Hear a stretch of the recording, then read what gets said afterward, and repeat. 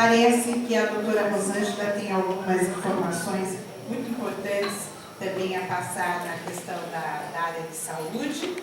Então, nós queremos que ela esteja muito à vontade para abordar o tema como desejar. Obrigada, professora Lemar. Bom dia a todos. Eu quero fazer o meu agradecimento especial aqui à professora Lemar pelo gentil convite. Quero parabenizar a Jane e a Maria Lúcia pela organização desse evento.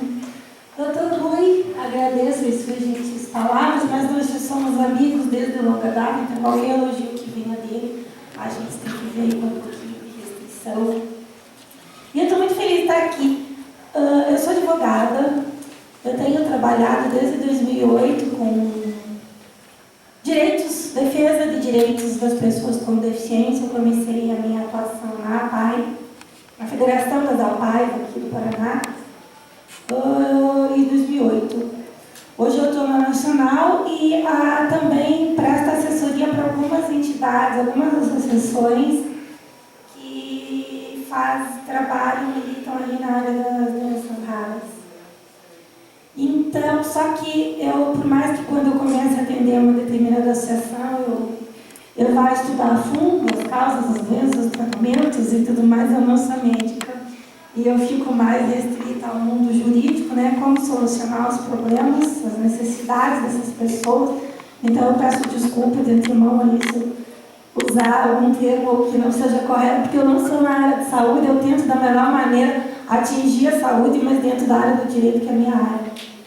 E como falou-se aqui em judicialização da saúde, realmente o Supremo Tribunal Federal chamou para a pauta os recursos especiais que se referem a que ele vai julgar em decisão final se o governo, o poder público, né, que a gente sabe que não é só a União Federal, que ela é condenada a pagar tratamento, dependendo do tratamento, pode ser também a União e o Estado.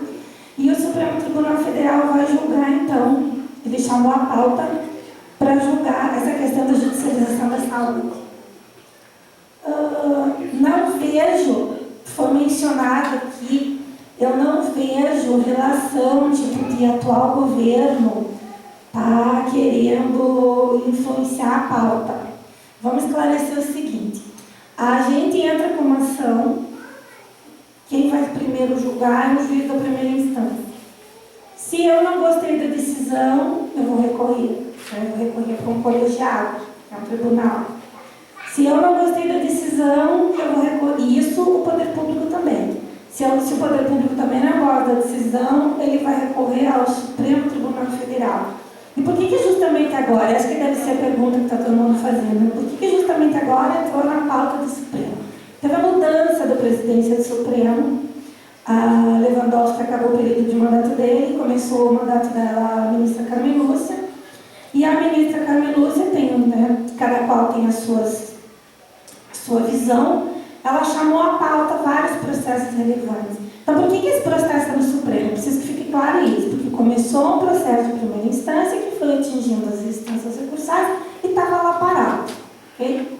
E por que justamente agora? Porque houve essa mudança de presidência e ela está pondo para julgar a pauta das coisas relevantes, como tem que ser. Como tem que ser. Hoje ou amanhã, daqui a um mês, não sei quando vai ficar a pauta do Supremo Tribunal Federal, o ministro pediu visto e o julgado não se concluiu. Um dia eles vão ter que decidir, porque é uma questão constitucional de extrema relevância e a nossa Corte Constitucional é o Supremo Tribunal Federal. Então, esse dia vai chegar. E é motivo de preocupação? Não sabemos como os ministros vão julgar. O que eu posso dizer, até tive contato com uma colega da Mucopoli lá de São Paulo, e o que eu teria a dizer, assim, vocês, associações, as de caráter nacional, elas podem se credenciar como amigos cura, e muitas já fizeram. O que é amigos cura? É o amigo da corte, ele não é parte no processo, mas como é uma questão muito relevante, ele pode se credenciar lá no Supremo. Eu, pela Federação Nacional dos APAIs, já fiz isso na questão das escolas, das cobranças adicionais, e é importante que, então, essa pessoa, essa associação nacional cadastrada lá nessa condição, compareça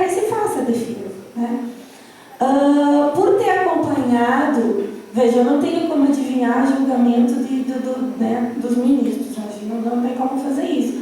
Por eu ter acompanhado a questão da ADI das escolas, que tinha aquela discussão se podia ou não cobrar taxa adicional, por ter ido lá, na verdade eu fui lá 8 vezes para Brasília. Então aí você chega, nesse caso eles não julgaram porque pediram vista, mas acontece às vezes que tem uma lista para julgar, né? E daí o primeiro toma mais tempo, demanda mais tempo, nem chegava na nossa, então fica para outro dia. Que não necessariamente é a pauta seguinte.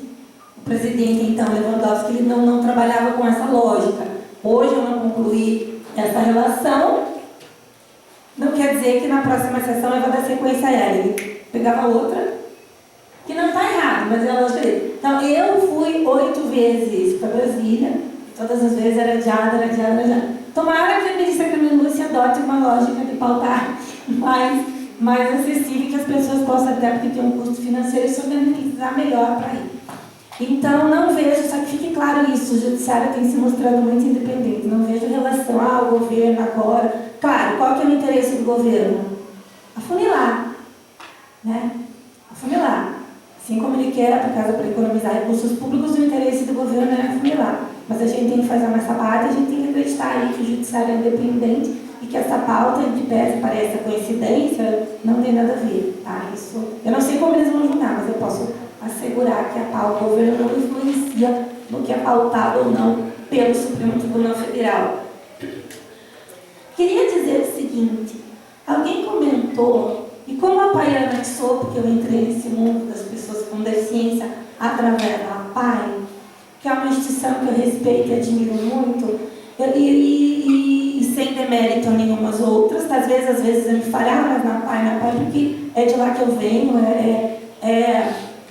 a minha escola é a Paiana, e me chama a atenção uma discussão, e eu respeito todas as opiniões, eu só acho assim que a gente tem que tentar também ver o lado do outro, né? Eu acho que nenhuma posição, nenhuma opinião ela é 100% certa, a gente tem que tentar ver a situação com a perspectiva do outro. E me chama a atenção numa fala aqui, que a escola especial, ela precisaria ficar restrita ao atendimento. Eu particularmente respeito a opinião, é uma discussão, né, o MEC, a gente travou brigas, está aqui, professora, trabalha com a inclusão das pessoas, só que eu acho que a gente tem que ver a questão também por um outro ângulo. Assim como a Constituição nos garante educação inclusiva, e inclusão não só na educação, na saúde, na assistência, a Constituição Federal tem 250 artigos, 15 ela se dedica para as pessoas com deficiência, 15. A nossa Constituição Federal é muito rica, não é cumprida? Pois é, infelizmente no nosso país a gente tem outras dificuldades, a legislação não nos falta, ele é seguro, a gente tem a Constituição, a gente tem a Lei Brasileira da Inclusão, perfeita, está faltando alguma outra coisa aqui na legislação. Então, da mesma maneira que a Constituição fala assim, tem que dar educação inclusiva, o Estado não pode mesmo, o poder público não pode falar, eu não vou atender você porque você é pessoa com deficiência. Não, está errado. Ganha a pessoa com deficiência e ganha todo mundo, porque tem um colorido muito lindo, todo mundo aprende, né? E é o convívio, e essa situação do convívio, o ministro Fachin lá no tribunal, eles estavam muito atentos nesse julgamento das escolas, então eu quero acreditar que eles também consigam permanecer sensíveis no julgamento da saúde. Mas a Constituição Federal também diz a dignidade da pessoa humana, a liberdade de escolha. Então, são 2 princípios basilares que a gente trabalha. A gente trabalha muito a autonomia da pessoa com deficiência, tá? E a lei da inclusão acabou, diminuiu ao máximo as hipóteses de interdição. A gente quer autonomia, as pessoas têm que ter autodeterminação, né? A ideia da lei da inclusão é vamos adaptar para fazer valer a vontade da pessoa com deficiência. Essa é a ideia, não é outra. Todo mundo vai ter que se adaptar. Então, ao mesmo tempo que a Constituição fala que, preferencialmente na rede regular de ensino, tem um outro princípio muito maior que a gente não pode esquecer, que é da dignidade da pessoa humana, que é do direito de escolha, que é do direito da família. Então, o entendimento que eu tenho é o seguinte: eu quero que meu filho vá para a rede regular de ensino, ela tem que estar apta para receber meu filho lá. Eu quero que meu filho trabalhe, vá ser não só atendimento, mas educado, fazer aula, ter a sua, como que chama lá? A não é diplomação, a escolaridade, né? Certificada no MAPAI, eu acho que é esse o verdadeiro sentido da Constituição. Acho que é isso que a gente tem que respeitar. Okay? Mas respeito as opiniões, é um tema extremamente polêmico, mas eu acho que tudo tem os dois lados, né? A vontade da família e tal. Agora eu vou adentrar no meu tema e vou pedir licença e ficar de pé para falar aqui do marco regulatório das organizações da sociedade civil. Então, o que é esse marco regulatório? Todas as associações, para exercer bem o seu papel, algumas não, como a gente viu, o projeto Lia, mas são exceções, né? Precisa de dinheiro. Sem dinheiro a gente não vai muito longe. Então, e como é que vem esse dinheiro? Ele pode vir das atividades da própria organização, que tem uma atividade e meio para trazer dinheiro para a sua organização, ou ele pode vir de doações, né? Ou ele pode vir do poder público. Então, quando vem do poder público, a gente tem aí toda uma dinâmica diferenciada. Vamos lembrar o seguinte, as entidades, e por que essa lei, então, ela surgiu? É a lei que vai regulamentar, vai dizer como que uma entidade privada sem fim lucrativo pode ter acesso ao recurso público para desenvolver seu projeto, desde que, obviamente, seja de interesse social. Então, como é que vai funcionar? As ONGs, né? Aí você chama ONG, associação, instituto, fundação, né? Os CIPs, a natureza jurídica é uma só, elas são ou associações ou fundações, não tem outra. Aí esses nomes são qualificações que a gente vai dando. De uma maneira geral, a gente chamava as associações de ONGs, e as filantrópicas. Eis que, em 2008, a Polícia Federal desmantelou um esquema de corrupção bem grande que existia no Conselho Nacional da Assistência Social, que é um órgão que hoje não tem mais essa função. Ele dava um determinado documento para a sua associação. É um documento que chamava SEBAS. Ele ainda existe. Ele dava SEBAS para a sua associação. E você, de posse desse documento, você pode fazer uso das imunidades tributárias.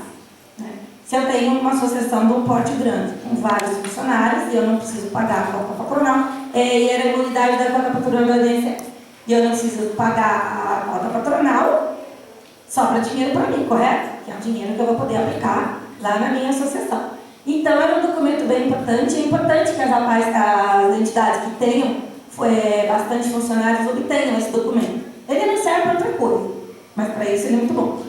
Aí começou que eram criadas associações de um dia para o outro para se beneficiar desse documento para fins tangenciais que não eram a finalidade pública e, com isso, prejuízo para os cofres públicos. Então, essa operação fariseu desmantelou aí essa quadrilha e começou a chamar todas as ONGs de filantrópicas, né? E o que aconteceu? As organizações falaram assim: nós não queremos ser medidos com a mesma regra. Tem pilantra? Tem, mas nós estamos aqui fazendo um trabalho digno, decente, né? Aplicando corretamente os recursos públicos. Então, o que a gente quer? Surgiu uma nova lei, podem ver. Em 2009, esse documento mudou tudo. Aí, coitada das entidades, você tinha que fazer 2 procedimentos para ter o documento, funilou tanto que elas tinham que seguir 3 artigos assim de uma nova lei e ficar fazendo renovação. Então, é um procedimento bem chatinho, mas o documento é importante.